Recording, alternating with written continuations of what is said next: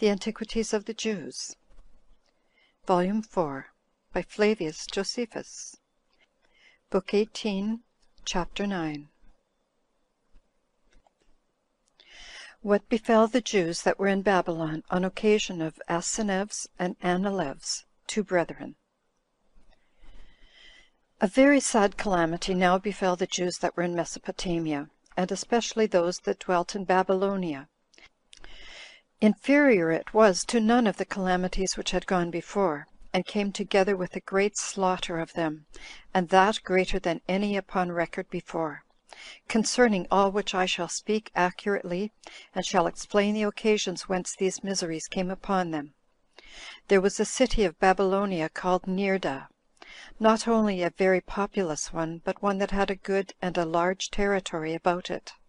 and besides its other advantages, full of men also. It was besides not easily to be assaulted by enemies from the river Euphrates encompassing it all round, and from the walls that were built about it. There was also the city Nisibis, situate on the same current of the river, for which reason the Jews, depending on the natural strength of these places, deposited in them that half shekel which every one, by the custom of our country, offers unto God, as well as they did other things devoted to him. For they made use of these cities as a treasury, whence at a proper time they were transmitted to Jerusalem, and many 10,000 men undertook the carriage of those donations, out of fear of the ravages of the Parthians, to whom the Babylonians were then subject. Now there were two men, Asineus and Antiquities, of the city Neerda by birth, and brethren to one another. They were destitute of a father, and their mother put them to learn the art of weaving curtains, it not being esteemed disgrace among them for men to be weavers of cloth. Now he that taught them that art, and was set over them, complained that they came too late to their work, and punished them with stripes. But they took this just punishment as an affront, and carried off all the weapons which were kept in that house, which were not a few, and went into a certain place where it was a partition of the rivers, and was a place naturally very fit for the feeding of cattle, and for preserving such fruits as were usually laid up against winter. The poorest sort of the young men also resorted to them, whom they armed with the weapons they had gotten, and became their captains, and nothing hindered them from being their leaders into mischief. For as soon as they were become invincible, and had built them a citadel, they sent to such as fed cattle, and ordered them to pay them so much tribute out of them, supposing also that they would be their friends, if they would submit to them, and that they would defend them from all their other enemies on every side, but that they would kill the cattle of those that refused to obey them. So they hearkened to their proposals, for they could do nothing else, and sent them as many sheep as were required of them, whereby their forces grew greater, and they became lords over all they pleased, because they marched suddenly, and did them a mischief, insomuch that everybody who had to do with them chose to pay them respect, and they became formidable to such as came to assault them, till the report about them came to the ears of the king of Parthia himself. But when the governor of Babylonia understood this, and had a mind to put a stop to them before they grew greater, and before greater mischiefs should arise from them, he got together as great an army as he could, both of Parthians and Babylonians, and marched against them, thinking to attack them and to carry them the news that he had got an army together. He then encamped at a lake, and lay still. But on the next day, it was the Sabbath, which is among the Jews a day of rest from all sorts of work. He supposed that the enemy would not dare to fight him thereon, but that he would take them and carry them away prisoners without fighting. He therefore proceeded gradually, and thought to fall upon them on the sudden. Now Asineus was sitting with the rest, and their weapons lay by them, upon which he said, Sirs, I hear a neighing of horses, not of such as are feeding, but such as have men on their backs. I also hear such a noise of their bridles, that I am afraid that some enemies are coming upon us to encompass us round. However, let somebody go to look about, and make report of what reality there is in the present state of things, and may what I have said prove a false alarm. And when he had said this, some of them went out to spy out what was the matter, and they came a false alarm. And when he had said this, some of them went out to spy out what was the matter. And they came again immediately, and said to him, that neither hast thou been mistaken in telling us what our enemies were doing, nor will those enemies permit us to be injurious to people any longer. We are caught by their intrigues like brute beasts, and there is a large body of cavalry marching upon us, while we are destitute of hands to defend ourselves withal, because we are restrained from doing it by the prohibition of our law, which obliges us to rest on this day. But Asineus did not by any means agree with the opinion of his spy as to what was to be done, but thought it more agreeable to the law to pluck up their spirits in this necessity they were fallen into, and break their law by avenging themselves, although they should die in the action, than by doing nothing to please their enemies in submitting to be slain by them. Accordingly he took up his weapons, and infused courage into those. So they fell upon their enemies, and slew a great many of them, because they despised them, and came as to a certain victory, and put the rest to flight.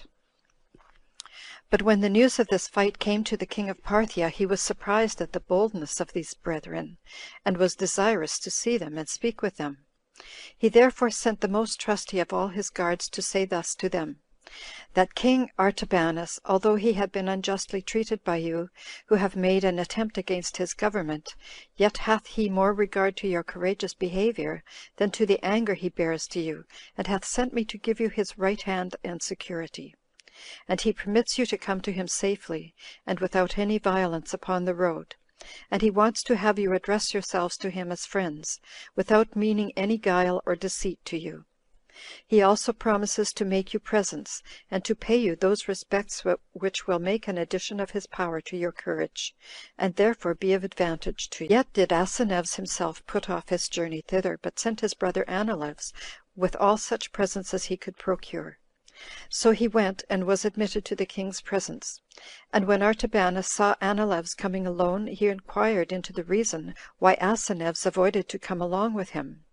And when he understood that he was afraid, and stayed by the lake, he took an oath by the gods of his country that he would do them no harm, if they came to him upon the assurances he gave them, and gave him his right hand.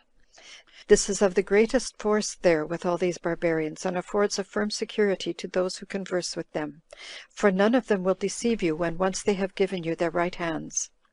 nor will anyone doubt of their fidelity, when that is once given, even though they were before suspected of injustice. When Artabanus had done this, he sent away Anileus to persuade his brother to come to him. Now this the king did because he wanted to curb his own governors of provinces by the courage of these Jewish brethren, lest they should make a league with them. For they were ready for a revolt, and were disposed to rebel, had they been sent on an expedition against them. He was also afraid lest when he was engaged in a war in order to subdue those governors of provinces that had revolted, the party of Asineus and those in Babylonia should be augmented, and either make war upon him when they should hear of that revolt, or if they should be disappointed in that case, they would not fail of doing further mischief to him. When the king had these intentions, he sent away Anileus, and Anileus prevailed on his brother to come to the king, when he had related to him the king's good will, and the oath that he had taken. Accordingly they made haste to go to Artabanus, who received them when they were come with pleasure, and admired Asineus' courage in the actions he had done, and this because he was a little man to see to,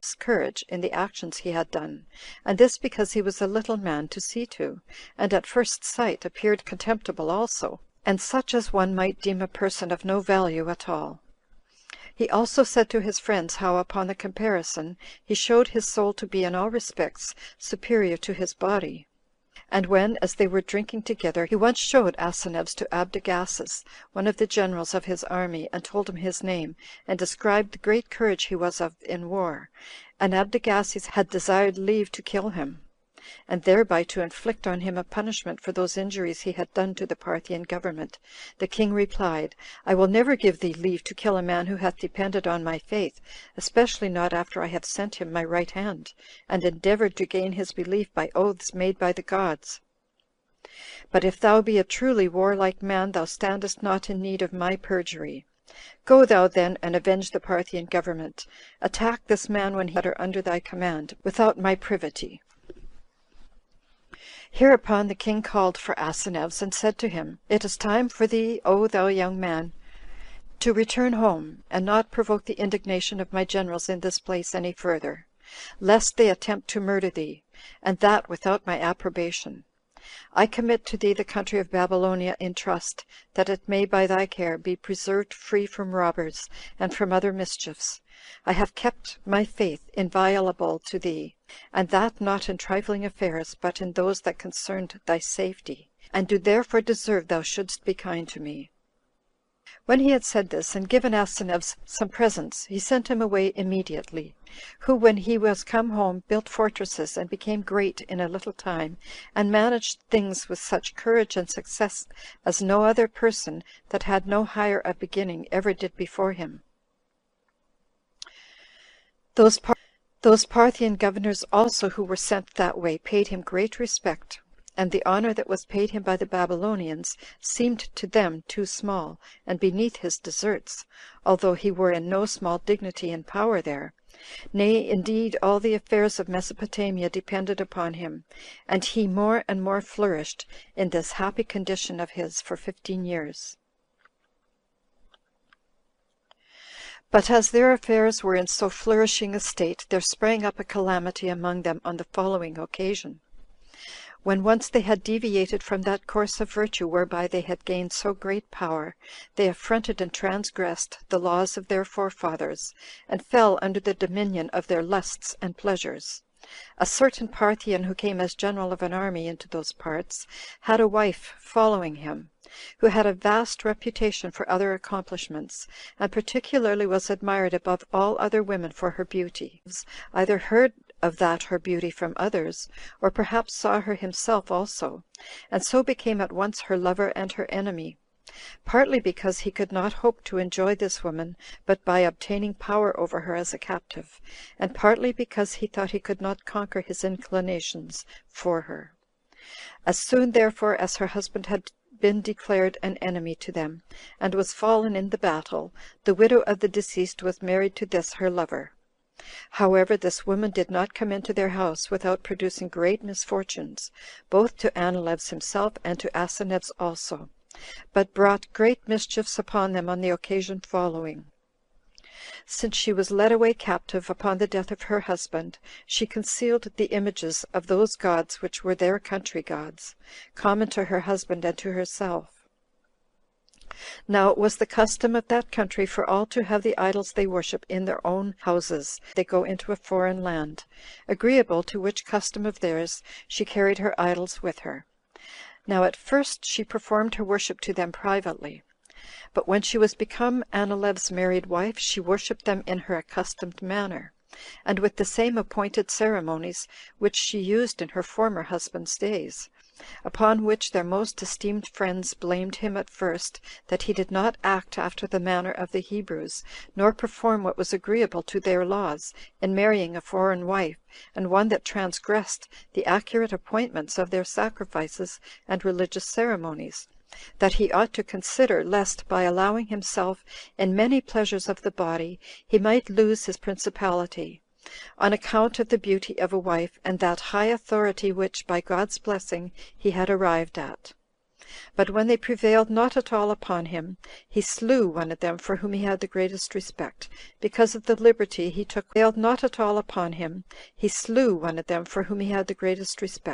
because of the liberty he took with him, who, when he was dying, out of regard to the laws, imprecated a punishment upon his murderer Anileus, and upon Asineus also, and that all their companions might come to a like end from their enemies, upon the two first as principal actors of this wickedness, and upon the rest as those would not assist him when he suffered in the defense of their laws. Now these latter were sorely grieved, yet did they tolerate these doings, because they remembered that they had arrived at their present happy state by no other means than their fortitude. But when they also heard of the worship of those gods whom the Parthians adore, they thought the injury that Anileus offered to their laws was to be borne no longer. And a great number of them came to Asineus, and loudly complained of Anileus, and told him that it had been well that he had of himself seen what was advantageous to them. but that however it was now high time to correct what had been done amiss, before the crime that had been committed proved the ruin of himself and all the rest of them. They added that the marriage of this woman was made without their consent, and without a regard to their old laws, and that the worship which this woman paid to her gods was a reproach to the God whom they worshipped. Now Asineus was sensible of his brother's offense, that it had been already the cause of great mischiefs, and would be so for the time to come. Yet did he tolerate the same from the goodwill he had to so near a relation, and for giving it to him, on account that his brother was quite overborne by his wicked inclinations. But as more and more still came about him every day, and the clamors about it became greater, he at length spake to Anileus about these clamors, reproving him for his former actions. But nothing was gained by these reproofs; for as the woman perceived what a tumult was made among the people on her account, and was afraid for Anileus, lest he should come to any harm for his love to her, she infused poison into Asineus' food, and thereby took him off, and was now secure of prevailing, when her lover was to be judge of what should be done about her.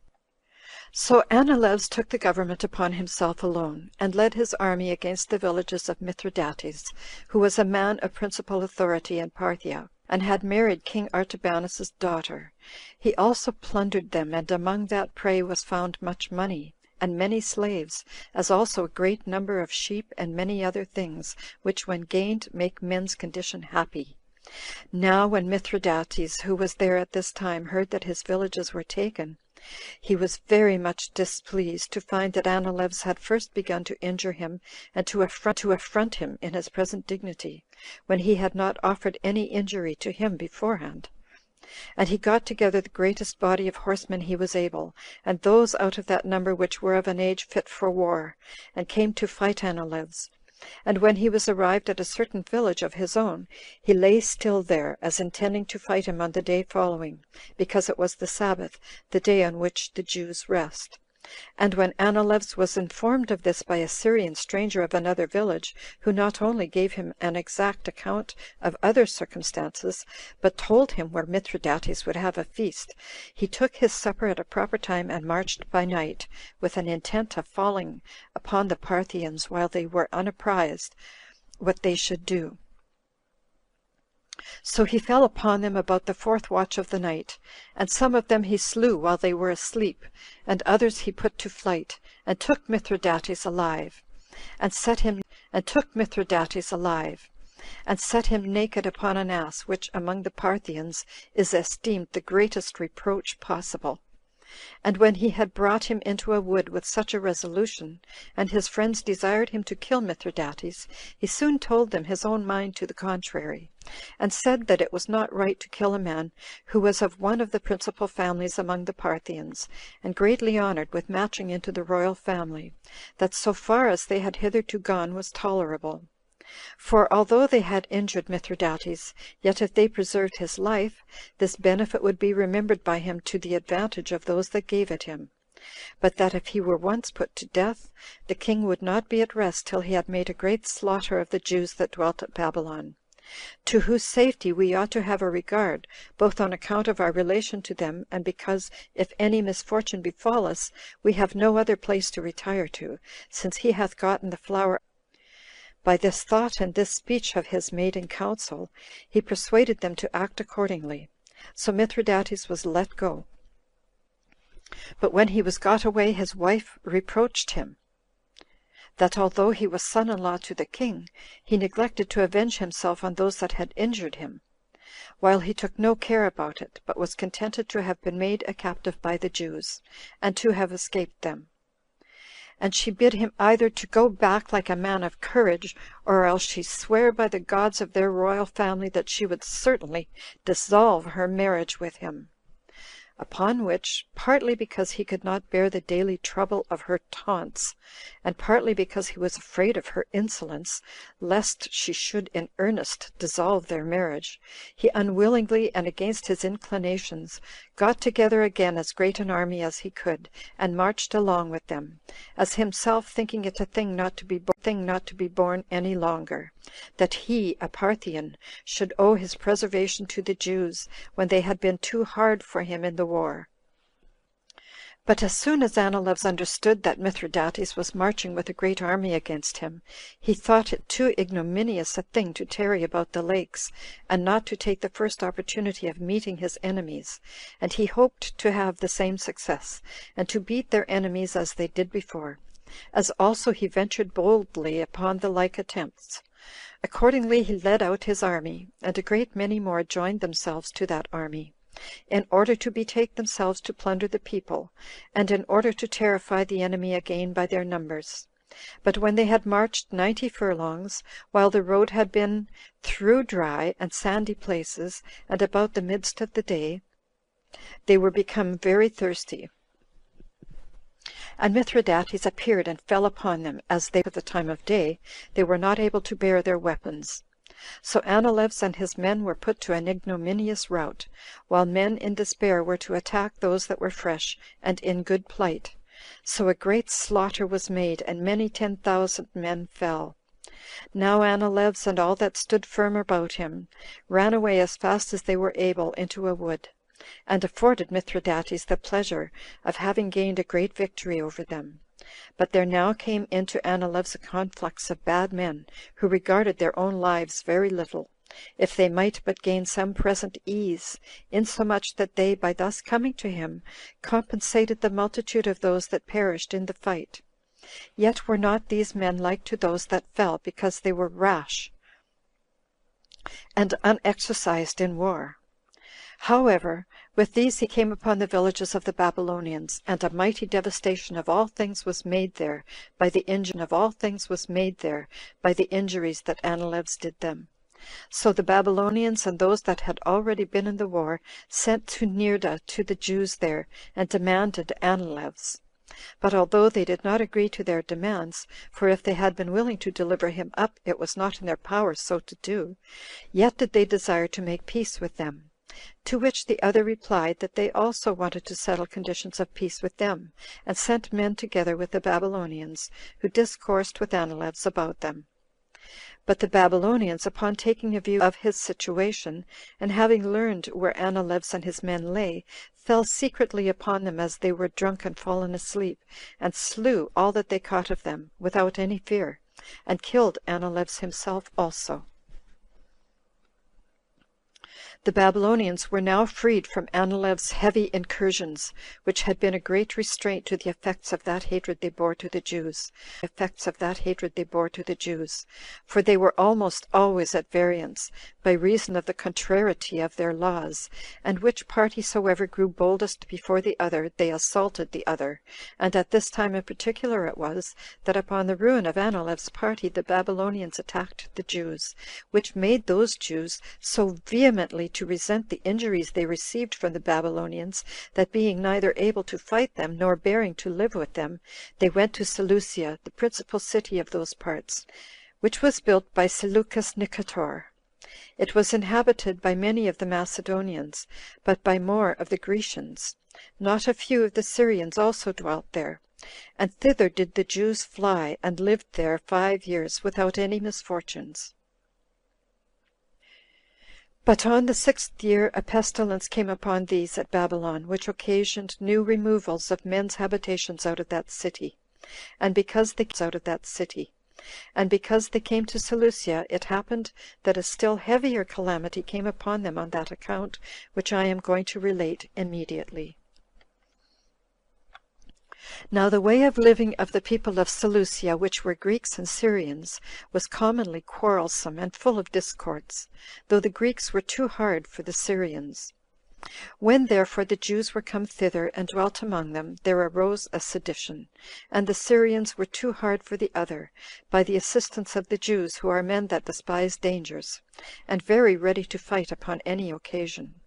Now when the Greeks had the worst in this sedition, and saw that they had but one way of recovering their former authority, and that was, if they could prevent the agreement between the Jews and the Syrians, they every one discoursed with such of the Syrians as were formerly their acquaintance, and promised they would be at peace and friendship with them.